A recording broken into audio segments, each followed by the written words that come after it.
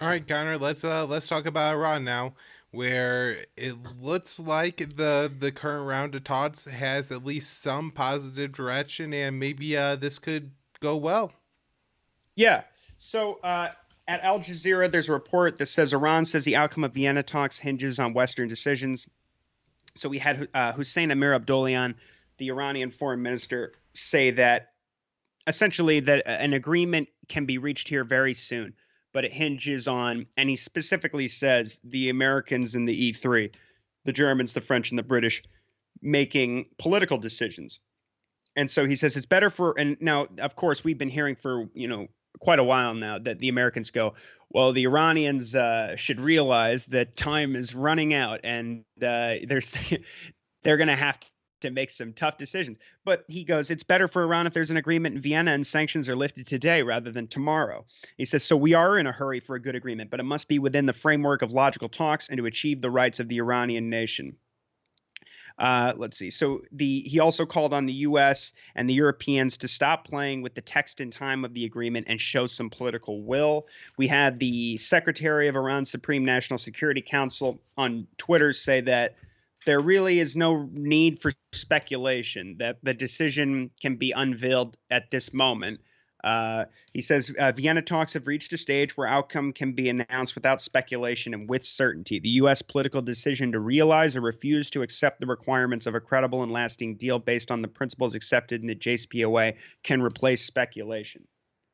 And so this his name is Ali Shamkhani, and he also held a call with Ali Bagheri Khani, who's the lead negotiator in Vienna for Iran, and he said he said it reinforced his view, because Khani told him that the Iranian team faces a tough challenge in sticking to the agenda because the Western parties continue to make a show of political will to evade their commitments.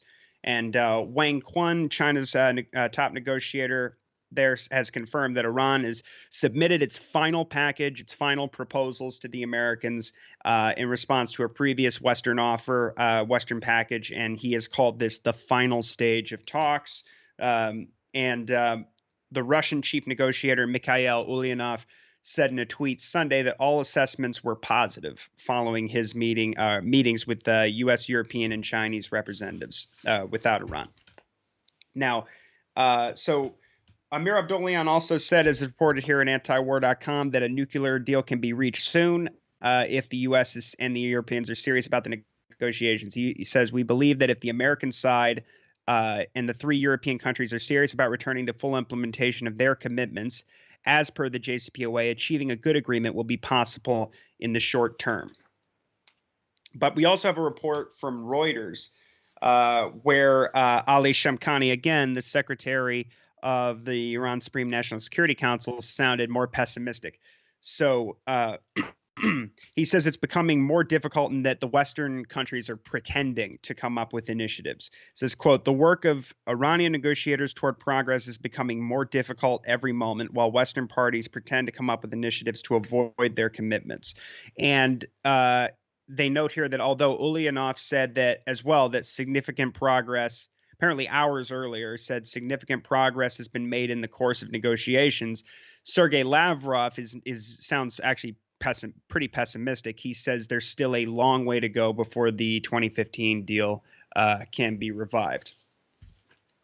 Now, there's also a very good write-up here from Paul Pillar at Responsible Statecraft, and he's really talking about the uptick in sort of these all the propaganda about, oh, Iran's breakout time has been reduced and they're only a month or two away from having enough fissile material for a bomb, and how this is being used. I believe that there was just another briefing to the Senate intelligence officials about this as well, where they cited that same number, and Jason Ditz debunked it at antiwar.com. But yeah, so I mean, this is being used quite a bit now, and it's being played up as a reason why you can't return to the deal. But Pillar makes the point, of course, that it's not as simple as like, oh, so here's the breakout time, and everybody thinks that like it'll just take them 60 days to get a bomb. You have to turn all that fissile material. First of all, it's not none of it is enriched to weapons grade, first of all, and there's no indication that they intend to do that. In fact, they said that they will never enrich beyond 60%. Their nuclear chief said that earlier during the negotiations in the last couple of months. And that's the CIA's assessment as well, that they have no intention of building a bomb and that there's no evidence that they are. And that really flew in the face of the Israeli propaganda at the onset, which was that they were, in fact, racing toward a bomb. They said that almost immediately when the talks, like the day of or the day after or the day before that the talks began at the end of November. So, but he makes the point that you have to turn that enriched uranium not only in the weapons grade, it has to be turned into metal core, and then you have to obviously build the delivery vehicle, and all of that would take, it's a much longer process. And then, of course, as everybody knows, they have to test it. And if you test your first bomb and you use up everything you have, then everybody knows you know how to do it, but now you got to go back through the process. And all these things are not really, an issue so long as you have. First of all, I mean, I'm full disclosure. Iran's not going for a bomb. There's no evidence that they ever were. But for the sake of argument, then the argument of the Hawks that we can't return to the deal because of the breakout time reduction and the knowledge acquired by the nuclear scientists in Iran, that they say that, well, now if Biden returns to the deal because of Trump, it's going to be worse than the original JCPOA, and so even they will say that the breakout time goes down from when the deal was signed. So basically, the idea is that before the deal was signed in 2015, that their breakout time when they ramped up their nuclear program was estimated to be somewhere like 3 months. And now they're saying that it's after all the advancements they've made with the advanced centrifuges and obviously they always point to the stockpile of enriched uranium, but that's, as you've pointed out, the reason they would ship it out or blend it down. They can't export that because of the American sanctions. So it's kind of a self-fulfilling prophecy. But again, it's not weapons grade, and the idea is that they have these advanced centrifuges and they have this stockpile and that they've enriched to 60%. And they'll say, well, this is close to weapons grade. But the truth is, how do we know all this stuff? Because the well, first of all, because the Iranians have been upfront about it, and it was used as leverage, particularly like the 60% enrichment, the 20% enrichment at the Tehran Medical Research Reactor. These measures were all followed either the Israeli assassination of Fakhrizadeh, the Iranian scientist Mohsen Fakhrizadeh at the end of the Trump administration, or when talks began initially still under the Rouhani government in April, the Israelis attacked the Natanz uranium enrichment. They attacked the Natanz facility, which is their main center for building centrifuges, and attacked ships, Iranian ships as well at sea. So this. I mean, it's dishonest, obviously, but the point is that logically, the argument that if we don't return to the deal, then or if you do return to the deal, there's this issue because the breakout time is now 6 months. Although they argue now that in this current situation, the breakout time is only like 1 to 2 months. So their argument is that we should stay out of the deal, which makes no sense because, of course, as I said, or as I was getting to, this is the most intrusive and comprehensive inspections regime in the history of the world. So if they even made these moves that supposedly that they're going to all of a sudden they're going to start racing to a bomb, and there's like it's maybe in 2 months or whatever, let's say, grant them that, because of the inspections, the Western parties and the UN and the IAEA would know all about this instantly.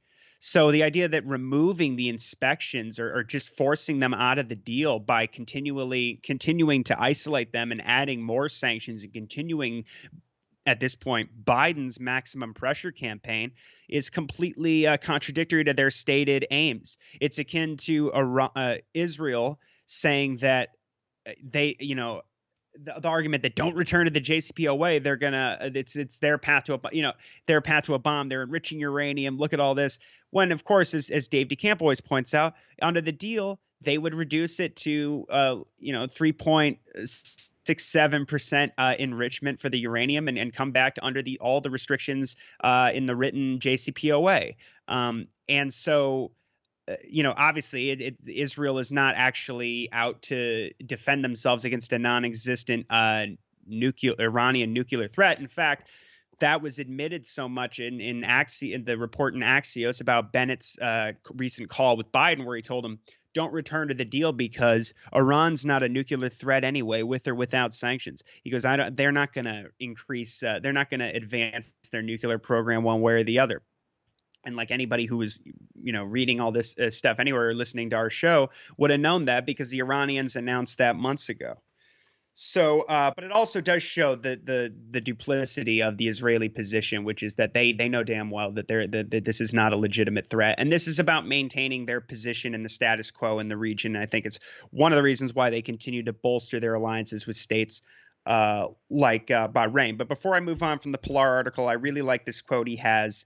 Where he says, Tehran's signing of the JCPOA is utterly incomprehensible, except in the context of a strategic decision by Iran that it would be better off as a non-nuclear weapon state that gets relief from economic sanctions and is integrated into the world community than to be a sanctioned and isolated nuclear pariah. Iran's extensive dismantling of its nuclear program under the JCPOA would make no sense under any other interpretation. And then he does talk about how if they stay the course and continue and renew these military threats, then it does push Iran, even though they have said, in fact, both Ayatollahs have said they will never, pursue chemical weapons or nuclear weapons. It doesn't mean that that's always going to be true. And if they are really threatened, it's a new regime, or, there may come a time where they do feel that it's necessary to seek out a bomb, if only for their, for the survival of their country.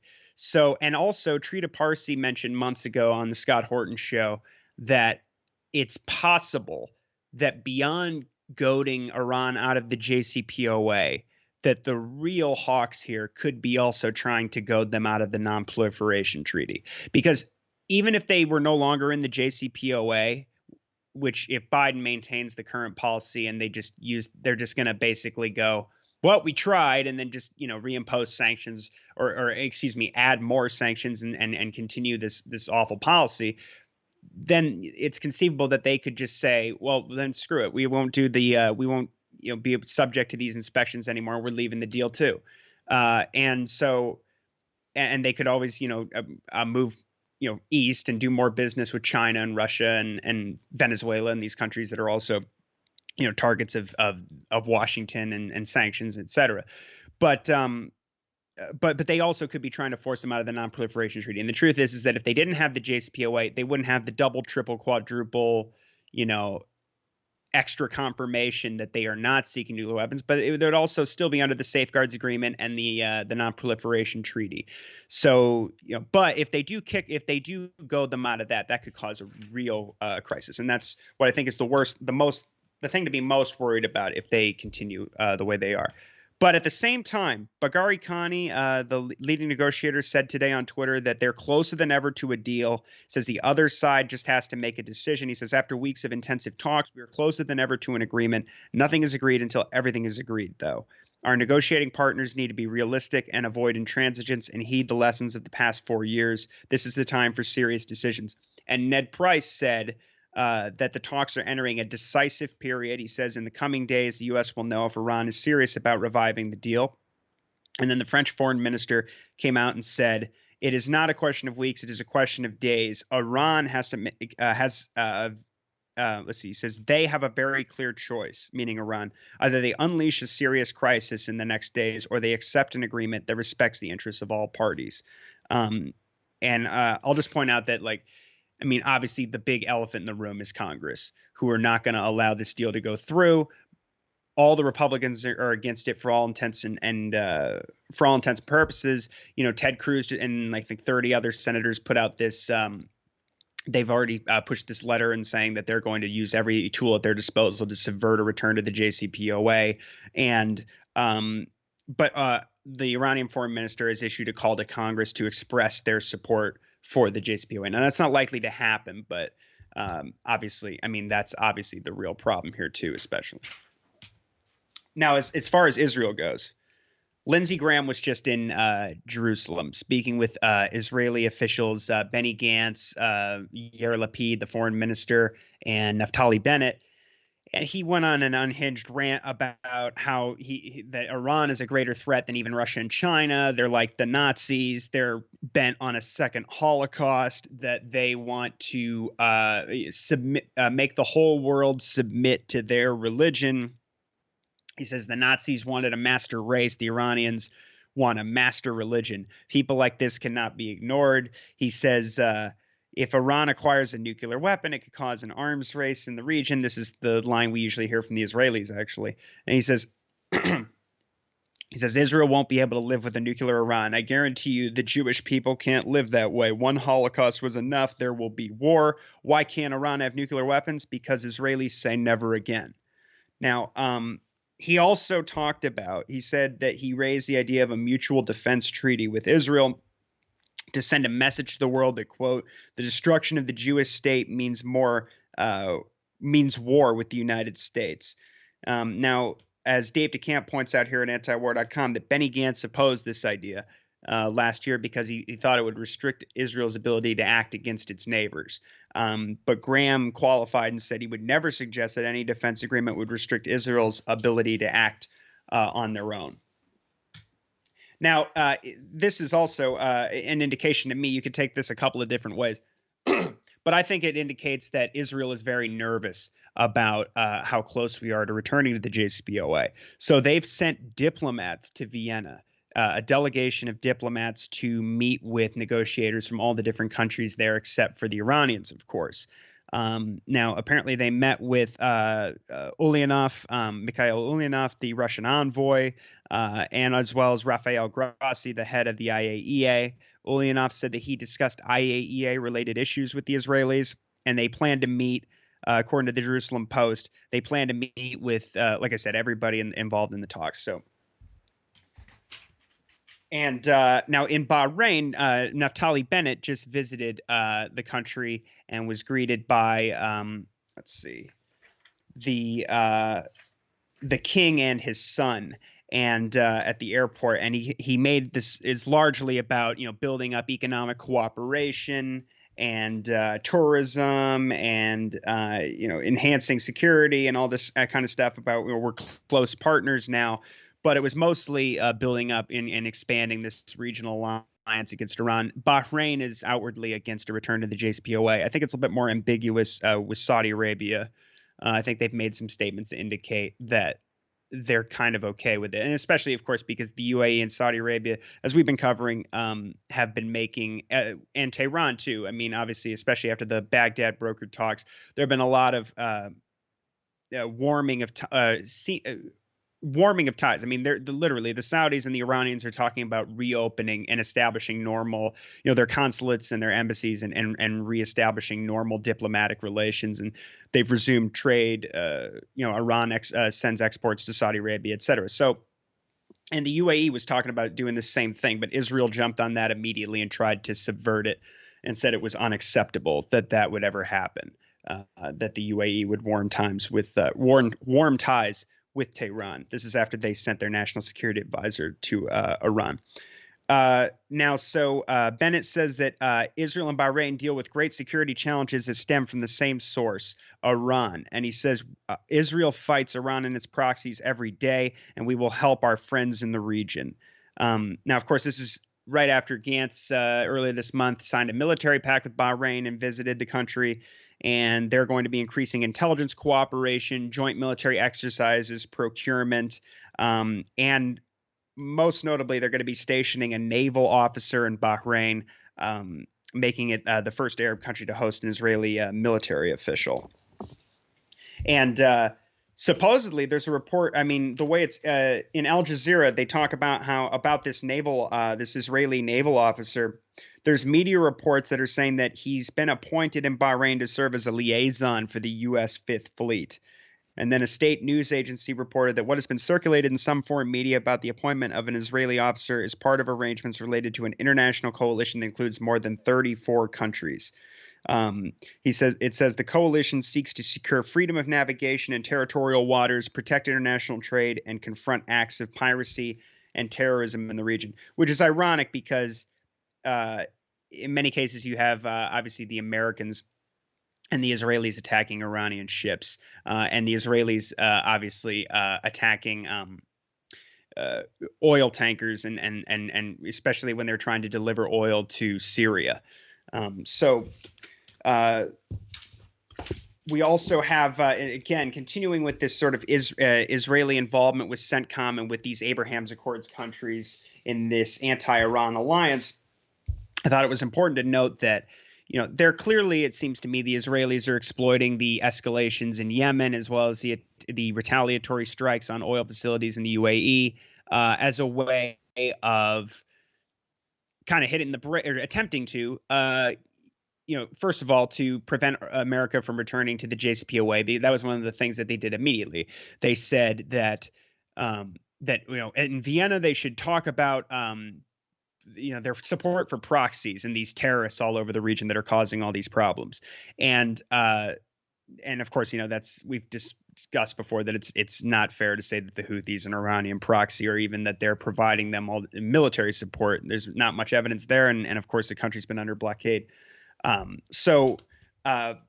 But now even Biden's new nominee for I should add that Israel is also talking about, selling the Iron Dome technology to the UAE. They immediately after the attack from the Houthis on the UAE oil facilities, they offered security and intelligence cooperation with the United Arab Emirates.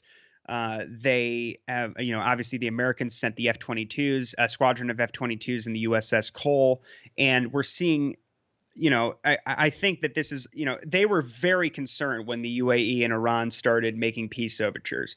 And also I think that as indicates that even the UAE, as well as the Saudis relationship, their improving relationship with the Iranians, indicates that they know that this stuff about the Houthis being an Iranian proxy is mostly nonsense. And so Israel, it says here in this report from Dave DeCamp that Israel is looking to bolster the UAE's missile defenses, and they're reportedly considering selling Abu Dhabi the Iron Dome, like I said. But on Tuesday, this was earlier this month, Lieutenant General Michael Kurilla, who is nominated to be replacing McKenzie as commander of Central Command, he says that Israel's cooperation with the UAE and these other Gulf nations in missile defense is promising. He says that's probably the area with some of the greatest opportunity working toward an integrated air and missile defense. I think the addition of Israel will help that. Now, Israel is now also reportedly lobbying to get the Houthis designated as a foreign terrorist organization by the U.S. According to the Times of Israel, the UAE requested their help. And in the report, an Israeli official portrays the Houthis as an Iranian proxy, and they said that the designation would curb Iran's reckless influence in the region. He says, we're not only doing this for the Emiratis, we believe such a step is in everyone's interest. And probably the worst provocation. Well, I should add that also, we've seen these naval-led, this recent large-scale naval, U.S.-led naval drill that included Saudi Arabia and Oman and Israel as well, which is the first time that Israel ever drilled with these countries. And on top of that, now, this week, we had Israeli F-15 fighter jets escorting an American B-52H, nuclear-capable B-52H Stratofortress, accompanied by 2 additional American fighter jets. From Israeli airspace to the Persian Gulf. Apparently, it made around the B-52s. These were initially sent to the UK, and it was kind of painted as a, sort of a sign to Russia of like, we're putting more military assets in the region and this kind of thing. But now they've sent it to the Persian Gulf. Now, the IDF in a statement said that the flight was held as part of close cooperation with the U.S. military, which represents a significant element in ensuring the security of the state of Israel's airspace and the Middle East. But the U.S. military said the flight was meant to demonstrate U.S. Air Force's ability to seamlessly operate across combatant commands. But anyway, this is the kind of the thing that we saw, especially at the end of Trump's administration. It seemed like every couple of weeks, the Americans were flying B-52s over the Persian Gulf, and we saw escalations of particularly Israeli submarines getting closer to Iran, and we were sending more and more military forces to Saudi Arabia and and obviously, they were adding sanctions every week as well. It actually did look at the end of Trump's administration like it was conceivable that they could start a war on the way out before Biden took office, um, because I mean, putatively, Biden was going to surely return to the JCPOA when he became president. That obviously hasn't happened. But the fact that they're sending these B-52s again, which I believe Biden did uh, as well, not as often, but it very early on in his administration. Um, the fact that they're returning to this is obviously not a very good sign, especially as we're getting closer and closer to, as they're all saying, the final stages of negotiations. All right, Connor. Any more on the Iran stuff? That's mostly what I have today. It does, like I said, it does appear that the Americans are coming out and saying that we're getting closer and closer to a deal, a decisive period. But it's honestly, I mean, these statements are usually vague, but you kind of have to look at what they're all saying. I think the Russians seem a little conflicted, especially considering that Ulyanov seems very optimistic, but Lavrov is saying that we're nowhere near a real agreement. And it's very. I think that. Oh yeah, well, for instance, Chris Murphy is coming out and arguing in favor of returning to the deal. This is the senator from Connecticut, and he's saying he's kind of hyping up he's kind of using the Hawks arguments to promote a return to the JCPOA. So he's talking about he'll say like, look, Trump, we've tried your policy, Iran Hawks. We left the JCPOA and look at what has happened in the last 4 years. And he talks about the nuclear advancements. He blames Iran, I think, unfairly for attacks on U.S. troops and bases in Iraq and Syria. I think especially after Trump's assassination of Soleimani, it's not fair to characterize these groups as acting at the behest of Iran.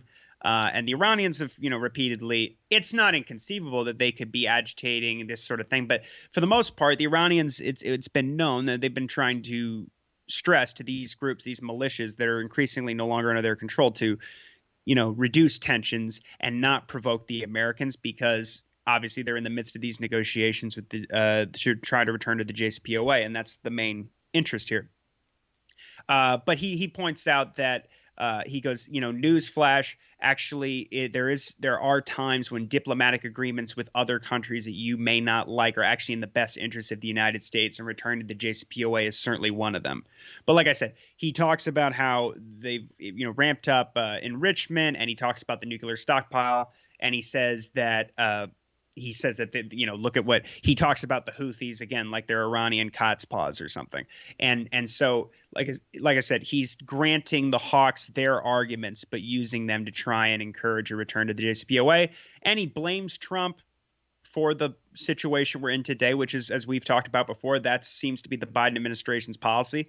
So if more Democrats can do that, I don't like granting the Hawks all this rhetorical credit, all of their lies basically. But if that becomes what is politically necessary in order to return to the JCPOA, then that's not necessarily a bad thing, because they could also be showing Biden some support that, like, hey, you're not alone here in trying to return to this deal. Because quite honestly, I haven't seen hardly any prominent Democrats push for a return to the JCPOA, and quite the contrary, Bob Menendez, the chairman of the Senate Foreign Relations Committee, has been absolutely horrible on this issue, and has been saying they should put more sanctions on and enforce them more rigidly, and all this other stuff, and ramp up the maximum pressure.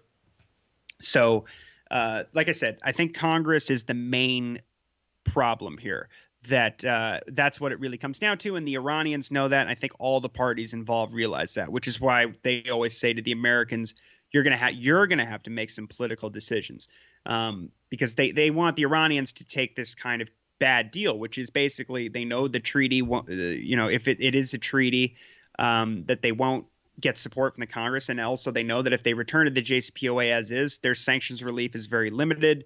You don't know how long it's going to take for the benefits to be reaped, or how long it'll take to lift sanctions. And of course, if the Republicans take office, they're going to rip the thing up anyway. So, I mean, it's there. Everybody's here between a rock and a hard place, except of course the Americans and the Europeans. And I feel like the Europeans are just going to do whatever the Americans tell them to do. It's sort of appeared that way, and it's kind of epitomized in those hawkish statements by the French foreign minister. So in many ways, we seem to be getting closer to a deal, but at the same time, the words are changing, but the rhetoric over the last couple of months is still largely the same. I will say, I think that, I mean, they really did make some significant changes in that seventh round of negotiations because they really are here at the end stage. It does appear that way because they can't drag this out that much further. I mean, that's why the Iranians are saying, look, there's no need for speculation. Just tell us what your decision is, because everything seems to have been put on the table. But the Hawks have no leg to stand on with their arguments, but it doesn't mean that they won't still keep the policy. And I think, as I said, the Abraham's Accord caucus and all this kind of concurrent congressional support for these Trumpian policies indicates that there is a major, like, multifaceted move to kind of maintain the status quo. And the Americans are talking, Brett McGurk at the National Security Council is talking about this back to basics approach, which is why we're seeing more weapons sales to Saudi Arabia, to Jordan, to the UAE, and all this, talk, like I said, from CENTCOM, and getting more directly involved in the war in Yemen. And again, I don't think it's accidental that when the UAE when the Houthis took another shot at the UAE, this is one of the strikes that was intercepted.